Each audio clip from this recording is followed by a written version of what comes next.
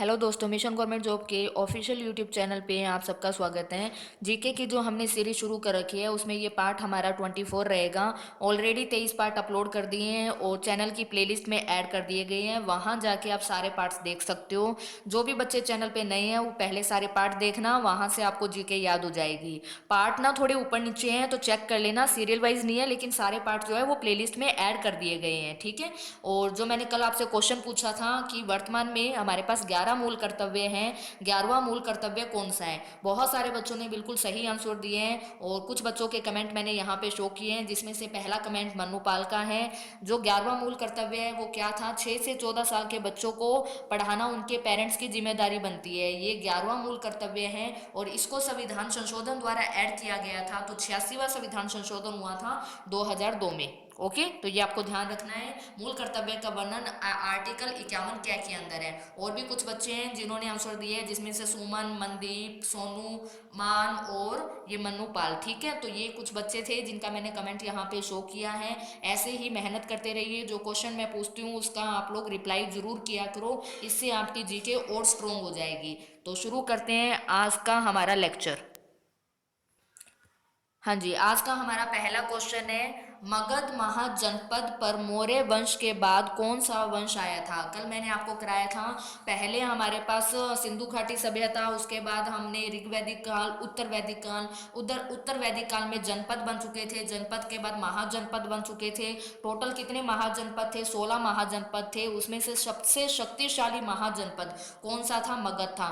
कोई भी राजा इन 16 महाजनपद में से सबसे पहले यही सोचेगा कि हमें मगध के ऊपर अटैक कर कर मगध को अपने कब्जे में लिया जाए, वहां पर शासन व्यवस्था को सेट किया जाए, उसके बाद बाकी के जनपदों पर कब्जा किया जाए। तो इन 16 में से जो मगध था उसके ऊपर बहुत सारे वंश आए थे। जो कल मैंने आपको 4 वंश पढ़ाए थे, आज हम 4 वंश और कवर करेंगे। मगध महाजनपद पर जो पहला वंश आया था वो कौन सा वंश था, हर्यक वंश। उसके बाद कौन सा आया था, नाग वंश आया था। उसके बाद आया था नंद वंश आया था। नंद वंश के बाद मौर्य वंश आया था। 4 हमने कल किए थे, आज नेक्स्ट 4 करने हैं। मौर्य वंश के बाद कौन सा वंश आया था, शुंग वंश आया था। उसके बाद कर्ण वंश आया था। उसके बाद सातवाहक वंश आया था और उसके बाद गुप्त वंश आया था। तो टोटल 8 वंश याद रखने हैं। ये आठों के आठों मगध महाजनपद पे आए थे। सबसे पहले हर्यक वंश है, रिवाइज करना है साथ साथ में। उसके बाद नाग वंश है, फिर नंद वंश है, फिर मौर्य वंश है, 4 हो गए। उसके बाद शुंग वंश, कर्ण वंश, सातवाहक वंश और गुप्त वंश। ओके, नेक्स्ट है हमारा, भारत में सबसे ऊंचा बांध कौन सा है। तो भारत का सबसे ऊंचा बांध कौन सा है, तो टिहरी बांध। टिहरी डैम, बांध को बोलते हैं डैम। टिहरी डैम जो है वो भारत का सबसे हाईएस्ट डैम है। और ये कहाँ पर है और कौन सी नदी पर है, तो टिहरी बांध जो है वो भागीरथी नदी पर है। गंगा नदी को उत्तराखंड में भागीरथी के नाम से जाना जाता है। तो ये बांध कहाँ पर है, उत्तराखंड में है। तो बाकी के डैम कहाँ पर है, हीराकुंड बांध जो है वो कहाँ पर है, ये महानदी पर है। हीराकुंड डैम जो है वो महानदी पर है और उड़ीसा में है। मुल्ला पेरियार डैम जो है वो पेरियार नदी पर है और केरल के अंदर है। तो नाम कितने आ रहे हैं यहाँ पे, उड़ीसा। उड़ीसा की कैपिटल भुवनेश्वर है। सीएम नवीन पटनायक है, गवर्नर गणेशी लाल है। जो भी सीएम गवर्नर है वो करंट अपडेट के अनुसार है। ओके, अगर आप बाद में वीडियो सुन रहे हो तो उस टाइम का बाकी चीजें तो सेम रहेगी, लेकिन उस समय का सीएम गवर्नर चेक कर लेना। मुल्ला पेरियार डैम केरल में है। केरल की कैपिटल तिरुवनंतपुरम है। सीएम पिनाराई विजयन है, गवर्नर आरिफ मोहम्मद खान है। टिहरी डैम उत्तराखंड में है। उत्तराखंड की कैपिटल देहरादून है। सीएम त्रिवेंद्र सिंह रावत है और गवर्नर बेबी रानी मौर्य है। ओके, नेक्स्ट क्वेश्चन है हमारा, किस ग्रह को सौंदर्य का देवता कहा जाता है। वर्तमान में टोटल प्लेनेट यानी ग्रह कितने हैं, 8 ग्रह हैं। पहले 9 हुआ करते थे। एक ग्रह यानी प्लूटो जो ग्रह की गति का नियम तोड़ रहा था, जिसके कारण उसको ग्रह की श्रेणी से निकाल दिया गया है। तो वर्तमान में 8 ग्रह है। उसमें से अगर पेपर में क्वेश्चन आता है कि सौंदर्य का देवता किस ग्रह को कहा जाता है, तो इसका आंसर क्या हो जाएगा, शुक्र। शुक्र ग्रह को सौंदर्य का देवता कहा जाता है। सबसे भारी ग्रह कौन सा है या सबसे बड़ा ग्रह कौन सा है, तो बृहस्पति है, ठीक है। अगर आपसे पूछा जाता है कि टोटल ग्रह कितने हैं, तो 8 आंसर देना है आप लोगों ने, ठीक है। सबसे चमकीला ग्रह कौन सा है, शुक्र ग्रह है। और इसको सौंदर्य का देवता भी कहा जाता है, ये आपको ध्यान रखना है। आगे समझ में। नेक्स्ट आपको ध्यान रखना है बांग्लादेश में किस नदी को पद्मा के नाम से जाना जाता है। तो बांग्लादेश में किस नदी को पद्मा के नाम से जाना जाता है, गंगा नदी को। भारत की सबसे लंबी नदी 2525 किलोमीटर लंबाई मानी जाती है, और जब वो बांग्लादेश में एंटर करती है तो उसको पद्मा के नाम से जाना जाता है। ओके, याद रखना है। अब बांग्लादेश की कैपिटल क्या है भाई, बांग्लादेश की कैपिटल ढाका है। बांग्लादेश की करेंसी क्या है, टका। बांग्लादेश की संसद का नाम क्या है, जातीय संसद। बांग्लादेश की संसद का नाम है जातीय संसद। आगे समझ में। बांग्लादेश का पुराना नाम क्या था, पूर्वी पाकिस्तान। बांग्लादेश का पुराना नाम था पूर्वी पाकिस्तान। आपको ध्यान होगा बंगाल विभाजन हुआ था। बंगाल विभाजन कब हुआ था, 1905 में हुआ था। लॉर्ड कर्जन के द्वारा बंगाल विभाजन किया गया था। आज का जो पश्चिम बंगाल आप देखते हो उतना ही बंगाल नहीं था, उसके अंदर आज का बिहार, आज का उड़ीसा, आज का असम, आज का बांग्लादेश, बहुत कुछ इंक्लूड था उस बंगाल के अंदर। तो ये बहुत बड़ा एरिया था जिसको अंग्रेजों ने चाल चली और इसको तोड़ दिया। तो 1905 में बंगाल विभाजन हुआ था। उस बंगाल विभाजन के अंदर पूर्वी बंगाल और पश्चिमी बंगाल दो टुकड़ों में उसको बांटा गया था।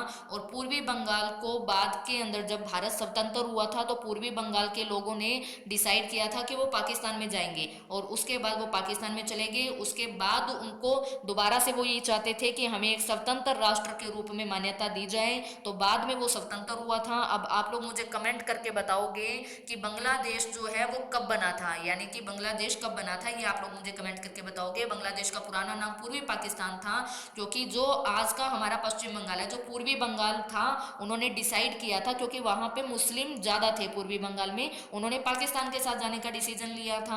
बाद में वो स्वतंत्र हुए थे। तो आपने ये बताना है कि बांग्लादेश कब बना था, ठीक है, ये आपने ध्यान रखना है। ओके, तो विश्व की सबसे लंबी नदी कौन सी है, नील नदी है। विश्व की सबसे चौड़ी नदी कौन सी है, अमेजन नदी है। भारत की सबसे लंबी नदी गंगा नदी है। हरियाणा की सबसे लंबी और सबसे चौड़ी नदी यमुना नदी है।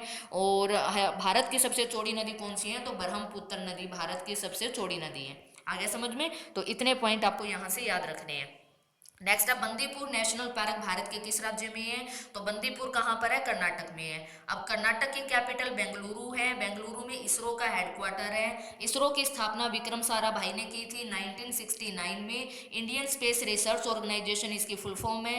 वर्तमान में इसके अध्यक्ष के शिवान है। ये पॉइंट आपको याद रखना है। भारत में सबसे ज्यादा कॉफी कहाँ होती है, कर्नाटक के अंदर होती है। इतने पॉइंट आपको कर्नाटक से याद रखने हैं। हरियाणा की कैपिटल चंडीगढ़ है। पंजाब की कैपिटल भी चंडीगढ़ है। और मणिपुर की कैपिटल इंफॉल है। पूरे विश्व का एकलौता तैरता हुआ नेशनल पार्क जिसका नाम है Keibul Lamjao national park. Keibul Lamjao national park भारत के किस राज्य में है, मणिपुर में है। ये पूरे विश्व का एकलौता तैरता हुआ नेशनल पार्क है। और किस झील पर बना हुआ है, तो लोकटक झील पर बना हुआ है। इतने पॉइंट आपको यहाँ से याद रखने हैं। हरियाणा के सीएम कौन है भी, मनोहर लाल खट्टर। गवर्नर कौन है, सत्यदेव नारायण आर्य।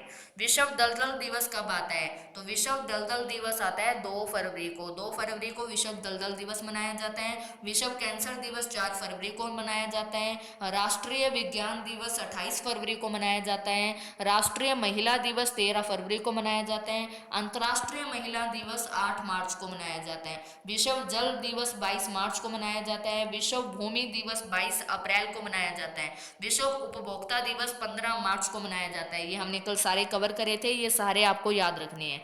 नेक्स्ट क्वेश्चन है हमारा, नाबार्ड का हेडक्वार्टर कहाँ पर है, तो नाबार्ड का हेडक्वार्टर कहाँ पर है, ऑप्शन के हिसाब से आप लोगों को मुझे बताना है कि नाबार्ड जो है, जो हमारा एक बैंक है नाबार्ड, इसका हेडक्वार्टर कहाँ पर है। तो यहाँ पे 4 ऑप्शन है। नाबार्ड का हेडक्वार्टर हो जाएगा मुंबई के अंदर, ठीक है, महाराष्ट्र की कैपिटल मुंबई के अंदर नाबार्ड का हेडक्वार्टर है, ठीक है। इसकी फुल फॉर्म क्या हो जाएगी, national bank for agriculture and rural development, ये इसकी फुल फॉर्म है। इसका हेडक्वार्टर मुंबई के अंदर है, ठीक है।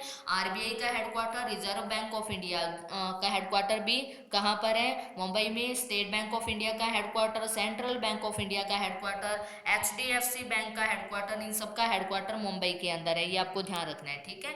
अधिकरण का उल्लेख संविधान के किस भाग में है, संविधान के हम चैप्टर कर रहे हैं, ये कोई ज्यादा इंपॉर्टेंट चैप्टर नहीं है, लेकिन इसका उल्लेख किस में है? 14 कै के अंदर है। संविधान के टोटल हमने 14 कै तक चैप्टर कर लिए, जल्दी से रिवाइज करते हैं। संविधान के भाग नंबर 1 में संघ और उसके राज्य क्षेत्र का उल्लेख है, भाग नंबर 2 में नागरिकता का उल्लेख है, भाग नंबर 3 में मौलिक अधिकार का उल्लेख है, 4 में राज्य के नीति निदेशक तत्व का उल्लेख है, 4 कै में मौलिक कर्तव्य का उल्लेख है, 5 में संघ का डिटेल में वर्णन है, 6 में राज्य का डिटेल में वर्णन है, 7 को समाप्त कर दिया गया है, 8 में केंद्र शासित प्रदेश का उल्लेख है, 9 में पंचायत का उल्लेख है, 9 कै में नगर पालिका का उल्लेख है, 10 में अनुसूचित और जनजाति क्षेत्रों का उल्लेख है, 11 में संघ और राज्यों के बीच संबंध का उल्लेख है, 12 में वित्त और संपत्ति का उल्लेख है, 13 में राज्यों के मध्य व्यापार का उल्लेख है, 14 में संघ और राज्यों के अधीन सेवाओं का उल्लेख है, और 14 कै के अंदर किसका उल्लेख है? अधिकरण का उल्लेख है। ठीक है, तो कुछ बच्चे सोच रहे होंगे मैम ने पता नहीं क्या बोल दिया, तो मैंने ये सारा कुछ याद करवा रखा है अभी पीछे वाली वीडियो में।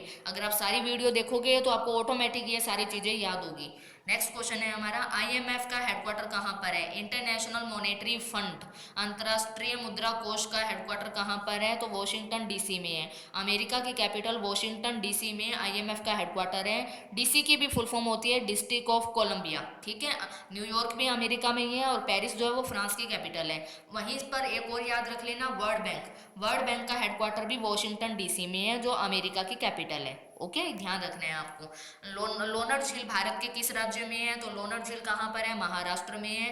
महाराष्ट्र की कैपिटल मुंबई है, केरल की कैपिटल तिरुवनंतपुरम है, तमिलनाडु की कैपिटल चेन्नई है, गुजरात की कैपिटल गांधीनगर है। तो ये हमारी आज की वीडियो थी। जल्दी से जो क्वेश्चन मैंने आपसे पूछा है मुझे कमेंट कर देना। क्या क्वेश्चन मैंने आपसे पूछा था? यहाँ पे मैंने आपसे एक क्वेश्चन पूछा था, बांग्लादेश कब आज़ाद हुआ था पाकिस्तान से, यानी बांग्लादेश कब बना था? जल्दी से नीचे कमेंट कर देना। कल की वीडियो में आपका नेम और आपका कमेंट मैं शो करूंगी। इस वीडियो की पीडीएफ का लिंक आपको डिस्क्रिप्शन में मिल जाएगा, वहां से आप इसकी पीडीएफ को डाउनलोड कर सकते हो और फ्यूचर में आप इसको रिवाइज कर सकते हो। Thank you.